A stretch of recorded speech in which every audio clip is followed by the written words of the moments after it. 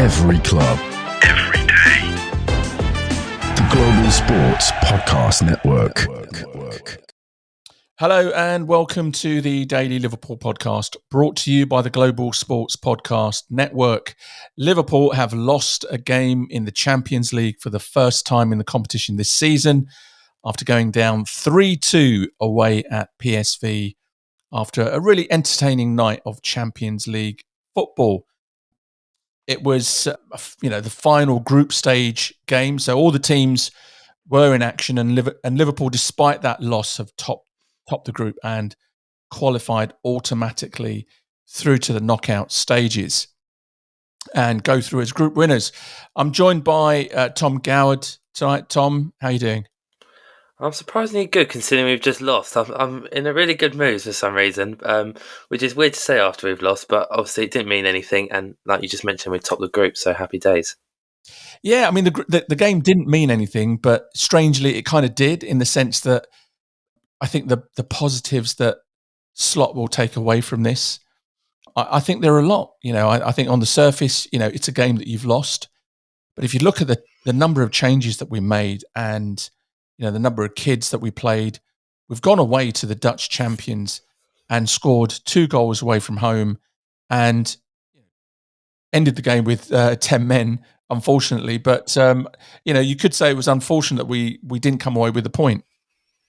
Yeah, I mean, a bit of a crazy game, but from a good point of view as well. There's a lot of, like you just said, a lot of positives to take out. Some good individual performances from sort of some of the more senior players, if you were, that were in the squad tonight, in the likes of Chiesa and Harvey Elliott, which is crazy to say considering still how young they are. But yeah, disappointed about the red card, but that's what nights, games are like this are for players to learn from their mistakes. And why do it? What better place to do it than in a Champions League game, which didn't really matter towards it. I know it's sort of position wise, depends on who we plays, which sounds like the worst case scenario is we probably get PSG. So yeah, and I think you mentioned in our group chat that we have about the future looks bright, and it sure does. There's a lot of real talented young kids out there that we're playing tonight who have got a bright future at Liverpool, 100%. Yeah, and it's funny. It was like a very unslot-like performance in the sense that it was just pure chaos. It was kind of reminiscent of a kind of Jurgen Klopp match, but obviously a lot of that is because of the number of changes that we made. So, just running through the team that Slot put out, we had Kelleher in goal, Conor Bradley came in at right back ahead of Trent Alexander-Arnold. You had Tsimikas at left back. And Kwanzaa was joined by Andy Robertson, who captained the team tonight, at centre-back. A midfield of Endo, Harvey Elliott and McConnell. And up front, Cody Gakpo, who kind of returned to his former team, PSV. Federico Chiesa got a start, which I was really, really pleased by. And Jayden Danns gets a start as well. So an interesting team lineup, and one that I was kind of pleasantly surprised by, because I was kind of concerned that he might go not full strength, but I didn't think he'd make as many changes as he did. Yeah, it's nice to see all those players get a rest. They have a full week off, especially we've actually got a very big game now against Bournemouth, considering how they've been, especially in the last few games. I think that's suddenly becoming a bit of this could be a tough game at the weekend. So nice to sort of see all the big players get a rest. And then nice to sort of see, again, Chiesa and Harvey Elliott get a start and both play well. Obviously, Harvey Elliott scored the goal and just played well throughout the game. Chiesa had a few chances. I think he was better. He was just as good on both sides. He moved from the right to the left during the second half and looked equally as good. A few one or two things, but I think that's just rustiness from not playing a game or starting a game in so long. But yeah, really good to see. I thought James McConnell was good tonight as well. A night to pick up the ball and run a bit. He was sort of a Gravenberch, sort of picking up that ball and just running through the midfield. Really brave player, don't you think, Tom? I think he's a really brave player. Yeah. He wasn't afraid to put a tackle in or get tackled. And make those sort of runs from deep with the ball as well, which takes a lot for a player starting in the Champions League of his age. And lack of experience in the Champions League. So I'm pleased for him as well. I would like to have seen. I was sort of hoping Robertson and Tsimikas. I know Robertson was playing centre back tonight, but I thought this could be a game where they could have a good one and sort of get some people back on sides, including myself, and and didn't. I don't think they. Again, I won't discredit Robertson too much because he was sort of playing centre back, but especially Tsimikas, I would expected a bit better from him tonight, considering he was one of the more experienced players in the side. But overall, there's some real good positives to take from it. When I saw Robertson starting at centre back, I was just thinking, is this? Look, it's a massive number of changes. Obviously, it's effectively a dead rubber game for Liverpool in terms of qualification. But did that kind of point to any future role for Robertson? Do you think that there's anything there that you saw tonight where you think, you know what, he's going to decline in terms of pace out on those flanks, and playing at centre back, you're not bombing up and down that flank every game, every kind of 90 minutes. Do you think there's any future for Andy Robertson as a centre back in any way, shape, or form for Liverpool? I think what it's proved tonight is we need a proper centre back in the summer transfer window. I think it's shown not because of Robertson's performance, but the lack of depth in that department. Endo moved back and then moved up to midfield again and had to go back because of the red card. And he's 5 foot. I don't know how tall he is. He's small, and so he's not a centre back. He's been way better for us in defensive midfield. So no, I don't think when Robertson's played all his career at left back and done extremely well for us in the past as a left back, I think stick him in defence just because he's not doing so well at the moment in his natural position is not a solution, especially if we're going for the trophies we are this season. But no, it was something different. They tried something different, and on another day maybe it might have worked, but not tonight. No. It's a slight digression. Obviously, it's Champions League night, but while we're talking about the defence, I'm just thinking that look, we've got 4 centre backs. We've got the two first choices: Van Dijk, Konate. Joe Gomez is out injured, and you've got Kwanzaa. In the same way that we've got 6 forwards now, because of the number of games that we play, the number of competitions that we play, are we kind of moving away now from this idea that 4 centre backs are enough? Because all it takes is really just one injury, and you're potentially shifting people from fullback or from midfield into centre back. I'm just thinking that is it not the time for Liverpool to start stocking up there and maybe having 5 or 6 really good centre backs so that they can play in all of the competitions and put out a really good team in all of the competitions? 100%. I think you're right. Like we've stocked up one position going forward. Why not do the same? And the fact that we sort of have 2 centre backs who are quite injury prone in Gomez and Konate. That it's well known that especially Gomez has had a lot of injuries during his Liverpool career, and Konate's had the odd one as well, which has kept him out for weeks at a time. So especially with those 2 as well, yeah, definitely. And buy some world class centre backs. I mean, the academy kids coming through and they'll want to be given a chance, but Van Dijk's not going to be around forever. Gomez is certainly not going to be around forever. I think the fact that we don't get me started on again, but we haven't bought a centre back since Konate, 3 or 4 years ago. It's probably there's a lot of signs pointing towards Liverpool purchasing a centre back. Probably not now, probably not in January, but definitely in the summer. That is the defence across the defence is the priority of where Liverpool should be looking.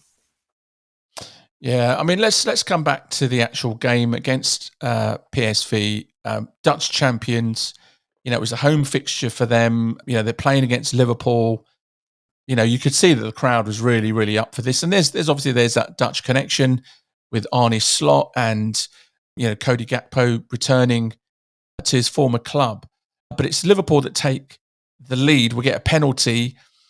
Chiesa's hacked down. I've got to say, I was holding my breath because he took an almighty whack for that challenge right on his Achilles, and I was thinking, he's going to get stretchered off, and he's gone now for the next 2 or 3 months.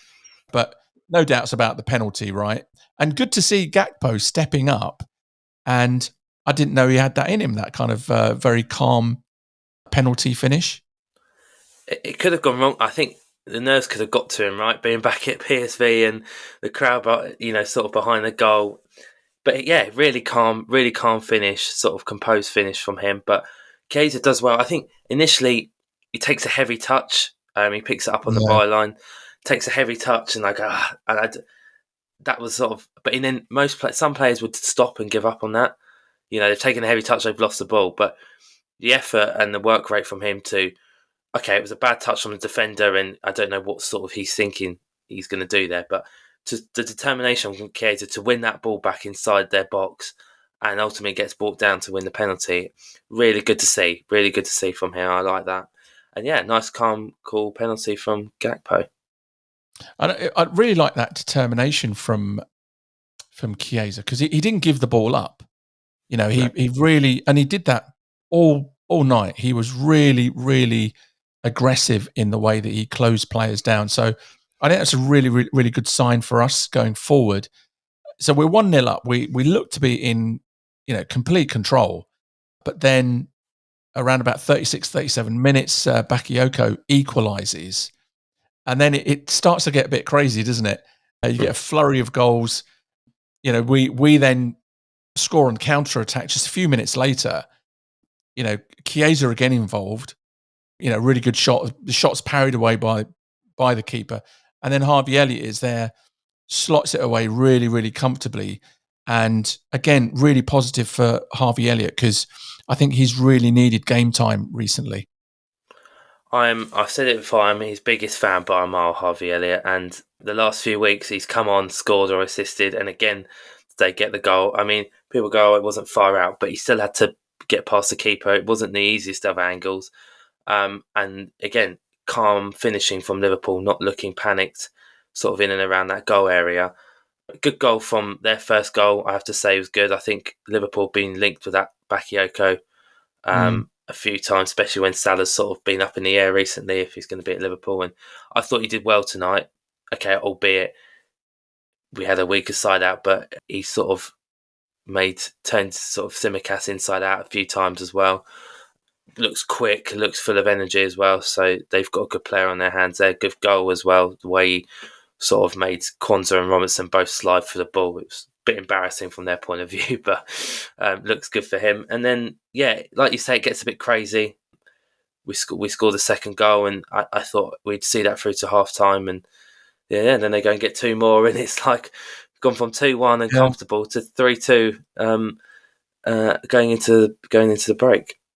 Yeah, I mean, I think Slot would have been disappointed just by the nature of the way that we conceded those quick goals, and then obviously the half-time team talk would have changed. Gakpo came off, I think, very early off in the second half, about 50 minutes. Got a big ovation from his former kind of home crowd at PSV, but a decent first half for him. It was good for some of those senior players to get a run out before the Bournemouth game, because there's quite a lot of them that didn't even travel. But Gakpo's first half, how did you assess his performance?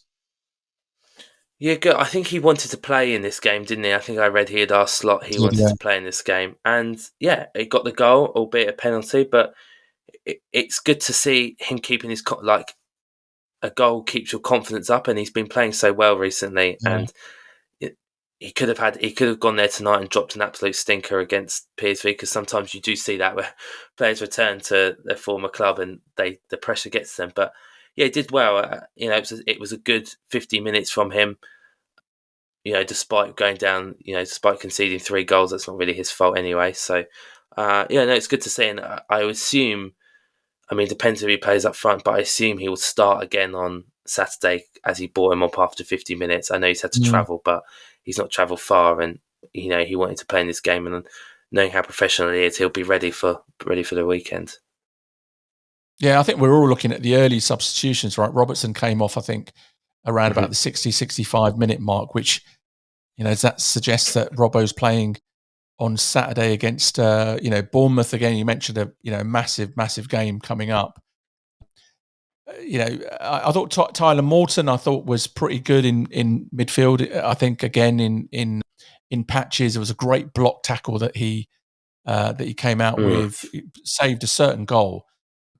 And then poor old Nalo, who came on for his debut, and he gets a red card with about kind of 4 or 5 minutes left of the game, which I felt really bad for him. I think it was quite harsh. I mean, technically it's the correct decision. He was the last man, and he went for the ball and didn't quite get the ball. Maybe got another kind of ball, but he definitely caught his man.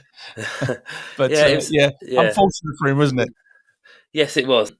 Yeah, no one wants to see that. I think you're right. It was the correct decision by 100%. I don't think the guy that was on the receiving end wanted to see that either. No. But if I'm the ref, I know this sounds so wrong, but if I'm the ref, I'm thinking both teams are qualified. It's a dead rubber game. He's just coming for his debut. Let him off. But obviously, you cannot do that, and it is a red card. It's unfortunate, but it is a red card. But like I said at the start, this is how players like that learn from this. It's just a stepping stone and a good development, albeit no one wants a red card, but he can learn from that mistake. And going forward, I hope that sort of not helps him, but, gives him, if managers trust him tonight to come on and play the last 10 minutes or whenever minute he came on. So that's good to see. And he'll be absolutely fine, and he'll get over it. And I'm sure we'll see him, especially against Plymouth. We've got Plymouth coming up soon, and maybe he might feature then. So it's a defeat in the Champions League. Overall, Tom, your assessment of the game as a whole, and how Slot kind of looks at this performance and result. I don't think he takes too much away from it. I think because different players, not his first squad, but playing. So I don't think he takes too much tactically away from it, or from the result. But definitely some positives to pick out in some individual performances. I think he'll be unhappy with the chaotic side towards the last 10 minutes of the first half. I think he'll expect his senior players to do a bit better job there. But however, it's again more learning and more developing for the younger players going forward. And I'm sort of glad that happened, because it makes them sort of think where they've gone wrong. If it's sort of been a 0-0 or they hadn't really tested us, then how the players really learning. I think so I'm sort of not glad that we've lost, because no one likes to lose, right? But I'm sort of glad that sort of happened, because the players can, again, learn from it and develop from it. But overall, I think Slot will be impressed. He's finished at the top of the table in the Champions League, which I don't think we would have expected. Anyone was expected at the start of the season. And let's just hope we get a good draw now going forward, and see what sort of momentum we can get going, take him through to the latter stages of the Champions League. Be interesting to see who we come up against. We're going to go for a quick break, and then when we come back, we'll go through some player ratings. Here at Global Sports Podcast Network, we spent a lot of time selecting our delivery platform. Zencastr came out the clear winner. With 4K video recording from your phone and AI editing that automatically removes all those ums and ahs, it's super easy to start a podcast that sounds great and is delivered efficiently. If you're ready to tell your story, check out the link in the show description to learn more about Zencastr. Right, welcome back. Let's go through some player ratings. Let's start with the keeper, Kelleher. Do you think he could have done anything about the goals that we conceded? Did he play any part in those, or is it just one of those where really the keeper can't do much? I think the second goal, I would like to see him do a bit better, sort of near post. I know it's a good finish, but you always said as a keeper you can't get beaten at your near post, and he knows it's sort of going in at that angle. So maybe he could have done a bit better there. I think the first goal, there's nothing he can do about. It's a great finish. It's a great goal. And the third goal, again, I think he's seen it late. It's sort of been, his vision's been blocked as well. So I'll give him the benefit of the doubt. But because of that second goal, I'll give him a 6. Yeah, same here. Spot on. I've got the exact same. Because I think he could have done better. And there's always that temptation to think, Alisson doesn't get beat with that. But that might be a bit harsh. What about our... let's start with the fullbacks, Bradley and Tsimikas. I'll give him It's hard, really. I'll probably give them both 6. I thought that's a bit too nice for Simicast. Maybe no, I'll give them both 6. I think that was probably not one of his worst, but not one of his better performances Conor Bradley had tonight in a Liverpool shirt. Playing within a young side, we've got to remember he's probably still one of those young kids. It's just, he's just had a bit more first team experience. So again, with Simicast, I was expecting more from Simicast being a senior player, first team player tonight. So I'll give them both 6. I think that's fair. They didn't do much wrong, but didn't do much good either. Yeah, I think it's a common story. I think for that kind of back five, really, which tells a story because if you concede 3 goals, irrespective of whether your first choice players are playing or not, I think you're not really going to get much more than 6s. Moving on to the midfield, then we've got Endo coming in, Elliott, and McConnell. So, where are your thoughts on Endo? I'll give Endo a 7. He did well. Moved to centre back for a bit, and then had to move back, and then move back again. So for that, and did well again. Won the ball. Just does a job wherever he's asked to go. We've mentioned it before. Wherever he's asked to go, he will do the job that's required of him, and it's so professional. And again, he was sort of one where people have been looking up to tonight as again a senior player. So. And I think he performed well, so I'll give him a 7. And then I'll give McConnell a 7 as well. I think good, nice to see him play. I quite like to see him play a bit more actually after tonight's performance. And I'll give Harvey Elliott at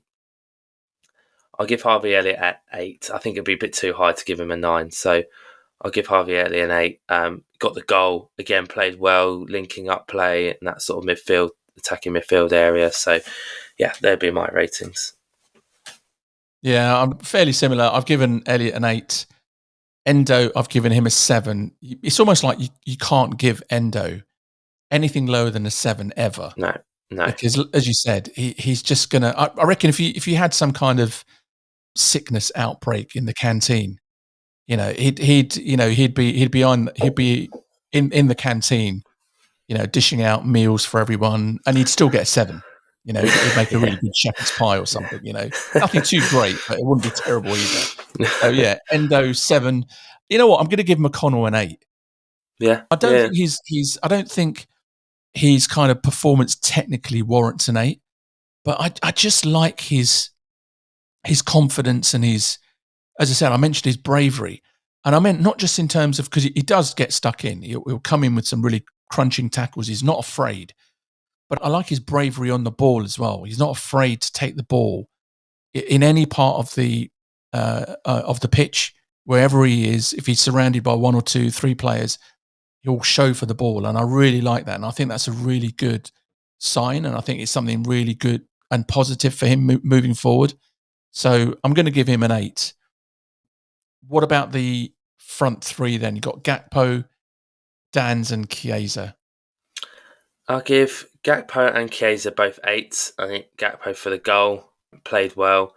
I'd actually almost be tempted to sort of push Chiesa up to a 9, sort of, because I think his work rate tonight, for someone that's not played a lot and has had his own sort of mini pre-season and getting his fitness levels up, he could have carried on running for at least another half an hour, I reckon. He just didn't look like he was tired one bit, which is so good to see after not playing that much.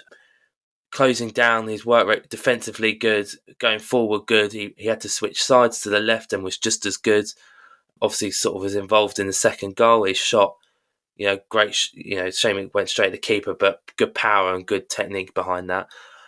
And I'll probably give Dan's a 6. I felt a bit sorry for him tonight. I feel like he was getting battered a little bit. Every time I sort of saw him on the ball, he was on the floor, he was being tackled, and he was in the right wars tonight. But so I have to sympathise for him a little bit. But didn't really.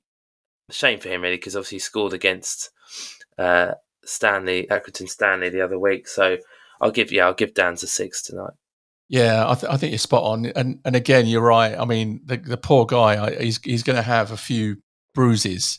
Yeah, Tonight, But, again, he was brave. He never shied away from the ball. And I think it's a great experience for him, to play in an away fixture in the Champions League against the Dutch champions. It's a step up for him. Mm-hmm. And, he kind of knows the kind of level that he's got to achieve now. So I thought it was a workmanlike performance. Gakpo, I'm giving him a 7. He scored. He only had a first half really, and I thought he was okay. But for me, Chiesa was absolutely fantastic. As you said, his energy and his, he just did not stop running.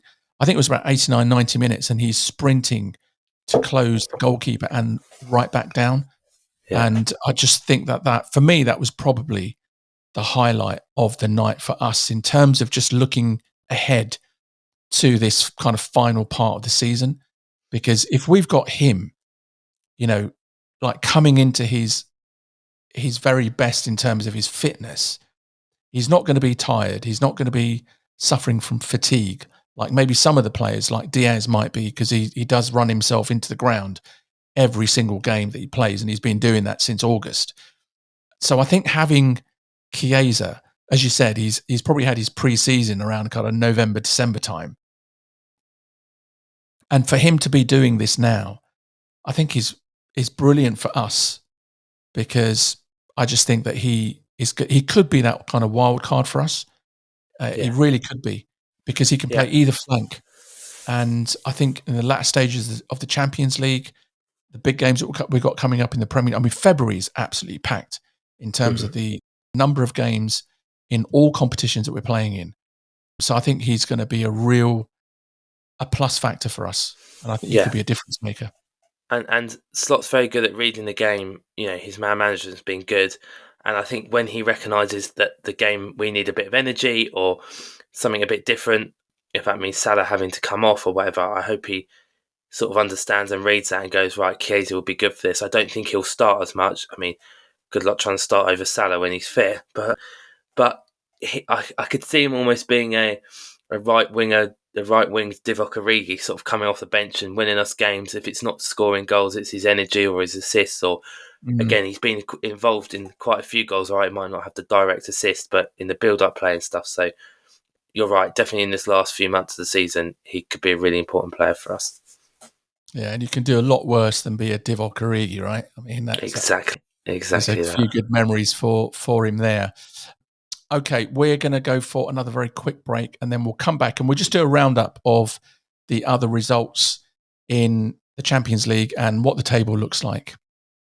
This podcast is part of the Global Sports Podcast Network, the only network bringing you exclusive daily news and views on your Premier League team, the Premier League, women's football, and fantasy football. A unique listening experience that puts fans first, bringing you the very latest breaking news from your team. Subscribe wherever you get your podcasts and make us your first listen every day. Global Sports Podcast Network. Every club, every day. Okay, welcome back. Let's finish off the episode with a look at the final standings in the Champions League. Obviously, Liverpool topped the group on 21 points with just that one loss against PSV tonight. Barcelona, Arsenal, Inter, Atletico Madrid, Bayer Leverkusen, Lille and Aston Villa make up that top 8 that go automatically into the knockout stages. What do you think of that top 8, Tom? I thought Villa have done really well to get into that automatic qualification spot. And how good is it for English football to have 3 English teams in the top 8 of the Champions League? It's a real good advocate for us. Yeah, not what I expected. I think everyone probably expected all the big names to be at the top, and it's quite nice that they haven't. You've got Lille in there, who we played last week. Yeah. Atletico Madrid, who sort of snuck in there, gone under the radar a little bit. Well, for me anyway. You've got some big names, Bayer Leverkusen, Arsenal. You would sort of expect to be there. Barcelona as well, finishing second. So you've got a real good mixture, and it's nice to see that it has been some different teams that we all expected. Barcelona are unbeaten. They they've got a draw in that last. Actually, no, they have lost one. They've lost one and they've drawn one. But they look to be, coming into some good form. And I suppose the Champions League is that kind of competition. It's almost like, do you want to win every single game of the group stage? Because, the likelihood that you're going to keep going and winning every single game, because now it's knockout and you've got to win every game. It's kind of that conundrum where, do you want to really start well, or do you do a Real Madrid, which is normally they start quite slowly, but they build that momentum into the second half of the season. If you look at the teams in the next category that go into the playoff stage of the knockouts, it's Atalanta, Dortmund, Real Madrid in 11th, Bayern in 12th, AC Milan, PSV, PSG, Benfica, Monaco, Brest, Feyenoord, Juventus, Celtic in 21st, Man City snuck through, Sporting, and then Club Brugge. I mean, Man City's one of their concession stands went up in flames just before the game, and it looked like their Champions League campaign was going to go up in flames as well, but they managed to get through. Yeah, it was. It came through just before half time in our game, and they said Bruges had scored, and I was like, and it almost felt like last day of a good Premier League season, and Aguero, sort of that City season, City United, when results were changing. Okay, I know it wasn't a last minute game, but even like a few years ago when we were winning it, then Villa were beating City 2-0. Do you remember? And then City 2. It felt, and it was quite nice to sort of all the games were at the same time, which was nice. So it was really good. I thought it was good today. I thought that was the best match day so far. Sort of saved the best till last.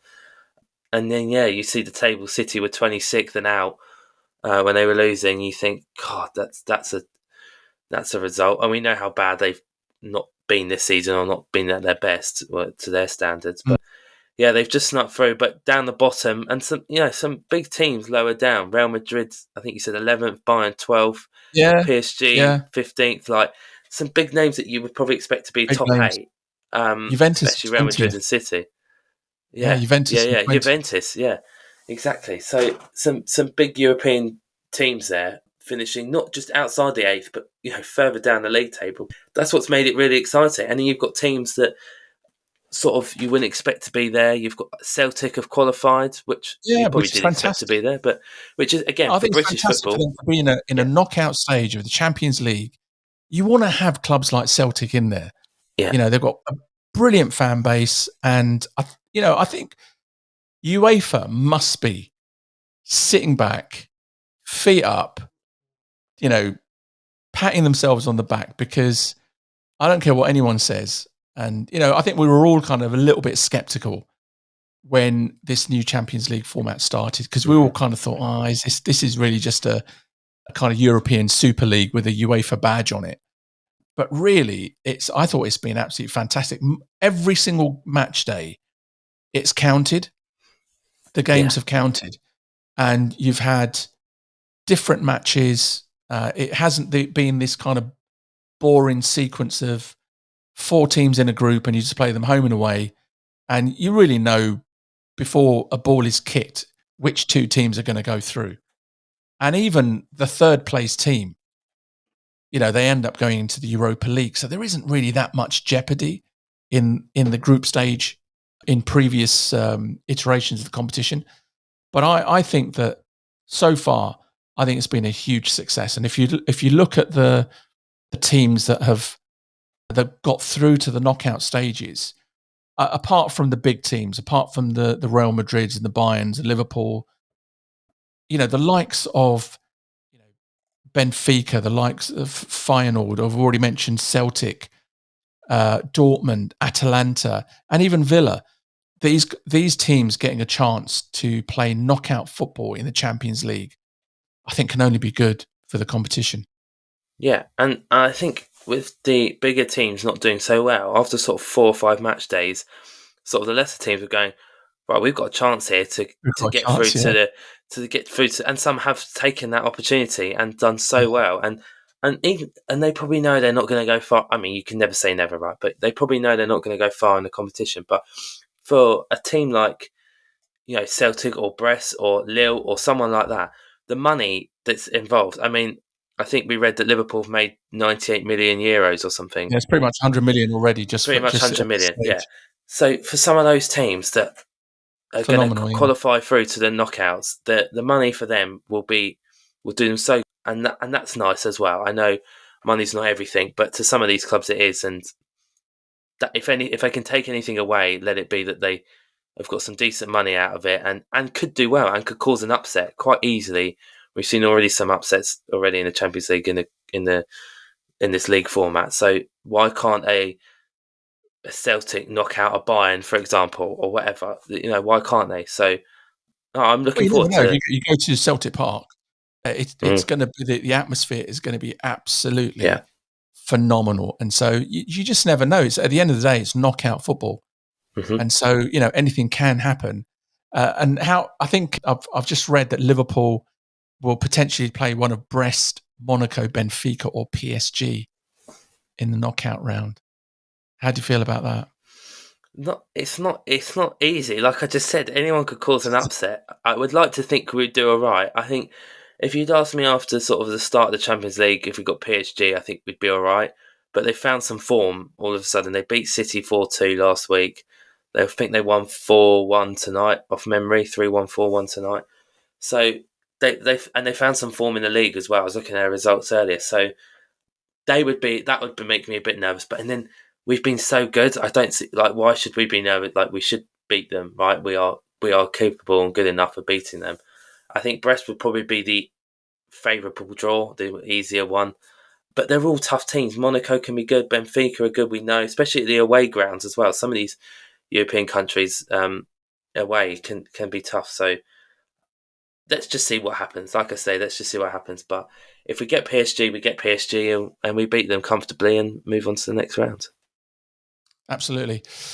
Okay, that is all that we have time for today. Give us a follow on your preferred podcast platform so that you get the very latest content when it drops. We are on YouTube now as well, so check us out at the Global Sports Podcast Network channel. Follow us on social media at GSPN Liverpool. You can email us at gspndailyliverpool@gmail.com. Join us again tomorrow for our preview of Saturday's huge game against Bournemouth. Who'd have thought we'd said that at the start of the season? From myself and from Tom, thank you for listening. Every club, every day. The Global Sports Podcast Network.